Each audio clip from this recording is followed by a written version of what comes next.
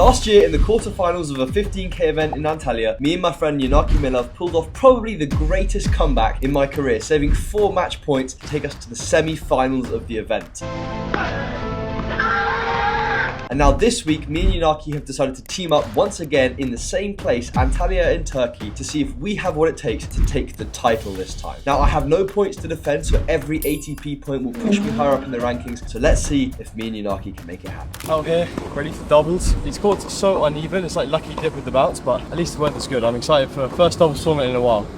With Yanaki being a little bit of a clay court specialist, he was definitely teaching me the way of the clay, having won multiple titles and also represented Bulgaria in the Davis Cup. He definitely knew what was up on the clay. So I was excited to get a couple of tips from him and hopefully learn from one of the best. So jumping into this first match against Tomida and Mischker, two very strong, of course, ranked players. It's tough to get into the doubles draw these days without a good ranking. I think these players are both ranked around 1,000 for doubles and potentially higher for singles. So very, very strong opponents. And you can see here from the very beginning, some strong pressure, and we managed to get broken, unfortunately. And with the sudden death juices, the match can literally switch in 1 point. So it's really important to stay locked in and focused to win those points. So, really wanted to try and focus up at the beginning of this match.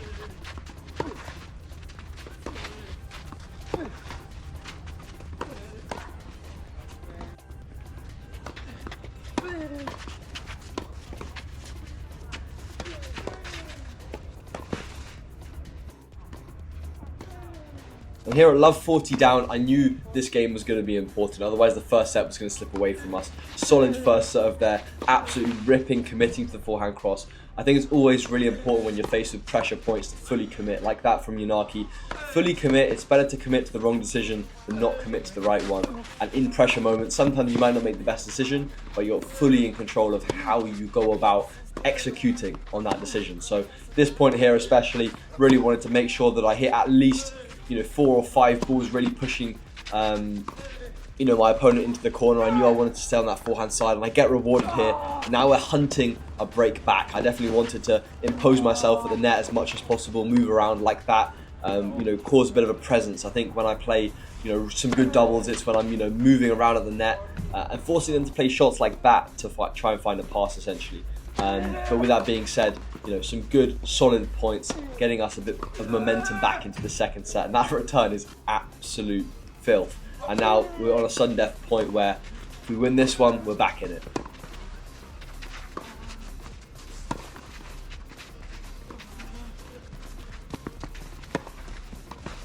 Little drop shot there takes us back to 4-all. That was an absolute huge point. Now it's my turn to kind of serve us into the lead in this first set.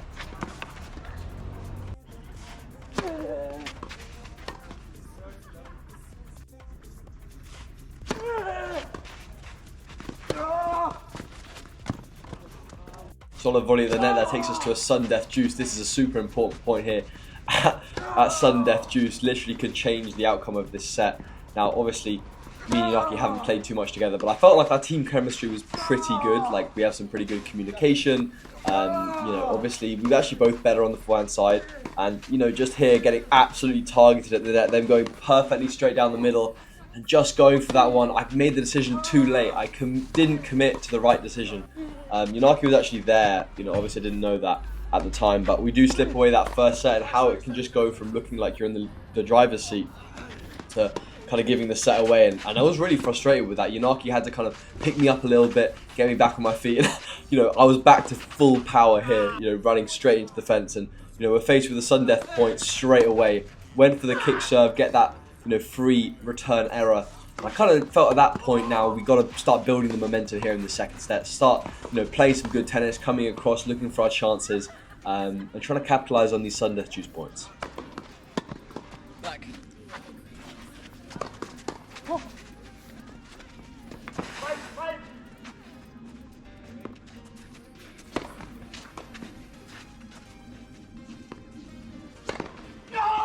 Probably my favourite point of the match.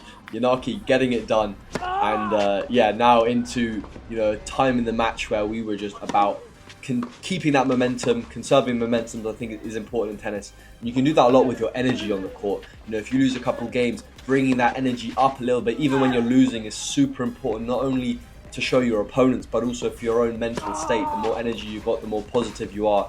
better you're going to play. And I think that, you know, we try to kind of keep that energy as high as possible into the second set and not trying to give them a chance to kind of get back into this one potentially like we did in the first set. So really just wanted to stay locked in, stay focused like this, look for our chances, and yeah, go up in this set.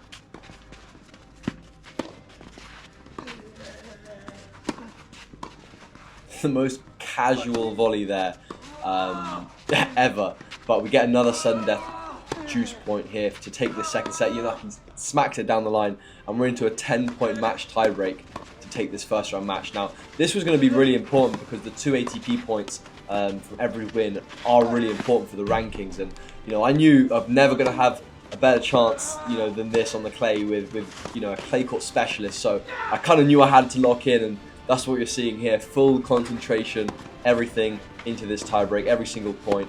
And yeah, me and Yanaki began to thrive.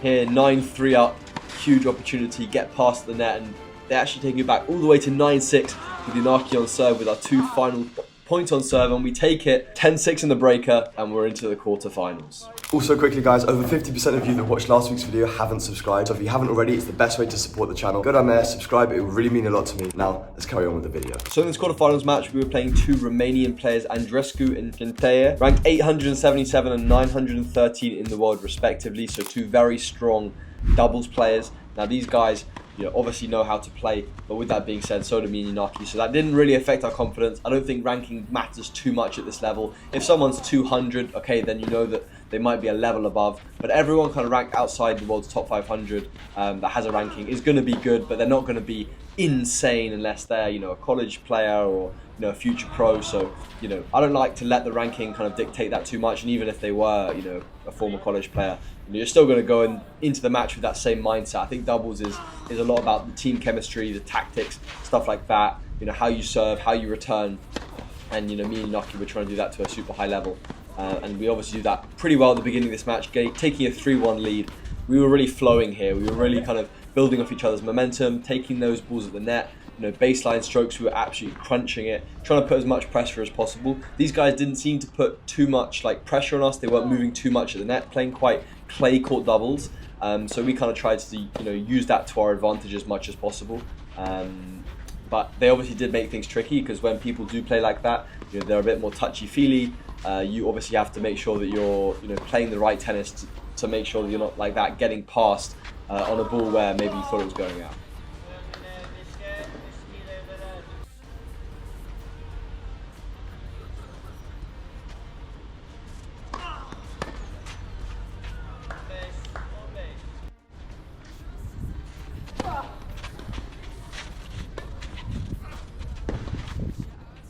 Some solid tennis from Yanaki there.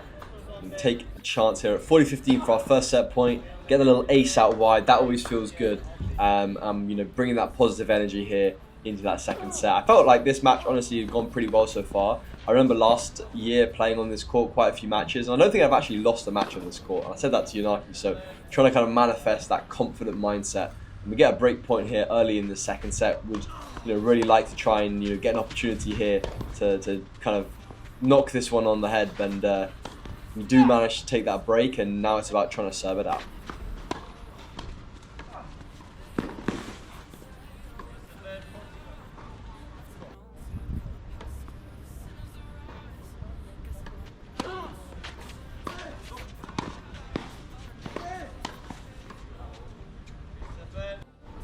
But with that being said, doubles is always a sport where you've always got to stay on your toes, you've always got to stay locked in.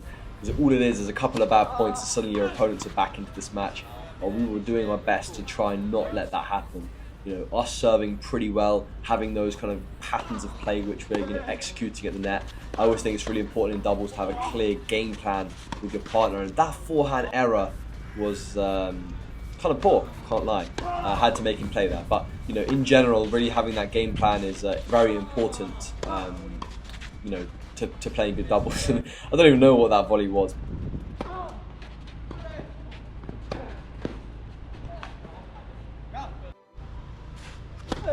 This service game was a bit of a disaster, I'm not going to lie. I got really mad after that one. I made, I think, a double fault. We've got a net cord against us, and suddenly the whole kind of vibe of the match shifted. My energy dropped a little bit. The kind of communication started to falter, and as you can see here, just kind of getting a little bit unlucky in those 2 games. But we had to snap back for this tiebreak. That's sometimes how tennis goes. You have to be able to accept that if you want to play some good tennis. And I think really here we decided, look, every single point we're going to take our opportunities. We're going to go for it 100%. I'd rather kind of, again, really go for it and know that we gave it 100%. And Yanaki kind of came into his element here in this tiebreak. I began to lock in, and that kind of, creates some really positive energy going into the kind of latter stages of this tiebreak.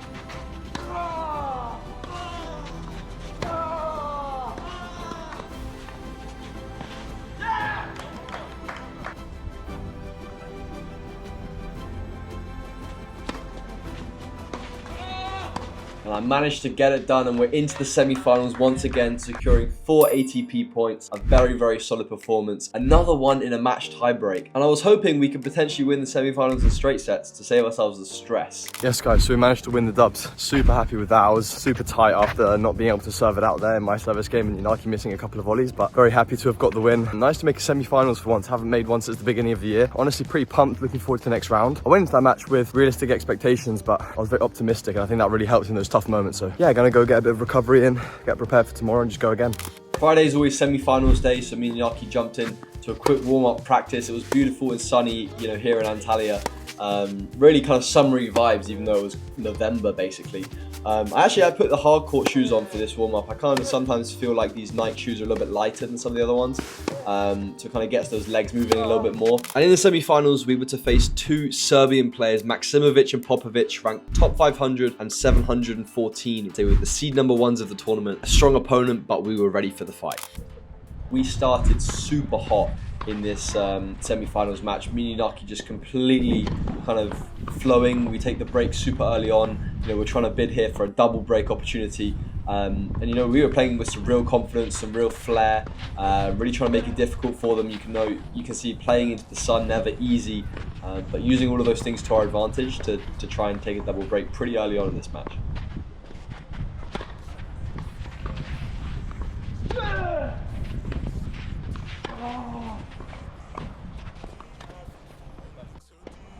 We do get a break point here at sudden death juice. These ones are never easy, and Yanaki missing the backhand, he went for it, was the right thing to do, but it was a great opportunity there to potentially go 3-love up, and we do take the game here to go 3-1, and we were playing just really confident tennis, and I was hoping we could kind of carry this forwards into the rest of the match.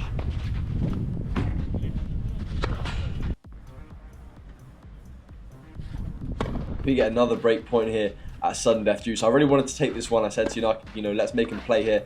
Let's really just force them to kind of hit some good volleys, and 1-2 crazy reaction volleys there. Trying to put that backhand through the middle, and a great kind of short volley. Not being able to kind of get that one back in, but if you're making the place solid points like that, you're going to get your opportunity eventually. And hitting the forehand pretty solidly there cross court. In this service game as well, really just wanted to kind of stay ahead. I mean, me and Yanaki have unfortunately lost the semi-finals here in Antalya, so didn't want to kind of repeat that fate. But these guys were good, and really trying to kind of finish the points, play some good level doubles was really important.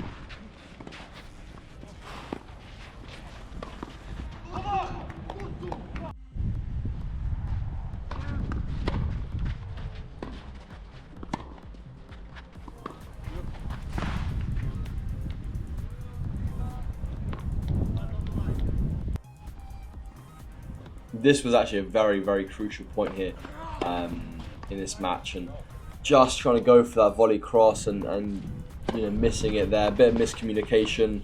I saw the opportunity, I tried to take it, and sometimes that's how it goes. In those high pressure moments, anything can happen. And, we didn't take that one, and I think that kind of affected the energy a little bit. Our opponents kind of got that confidence back, having already been down a break in this match.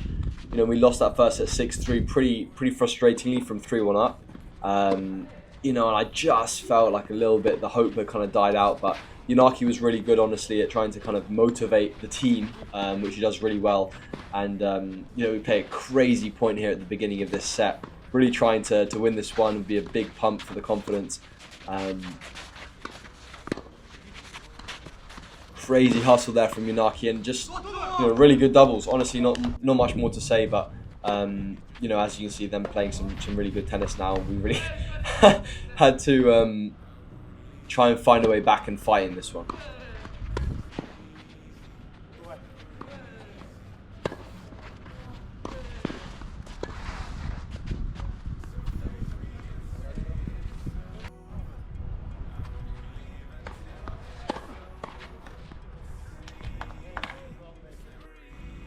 I'm not sure why our opponent was getting so triggered on that one, but with that being said, we get a chance here to take our first service game, and that gets us a game on the board, and sometimes psychologically it helps. And as you can see here, getting a sudden death juice point was also a very good opportunity. Tried to get it to his backhand volley, tried to go with the lob there into the sun, but just couldn't quite get it high enough.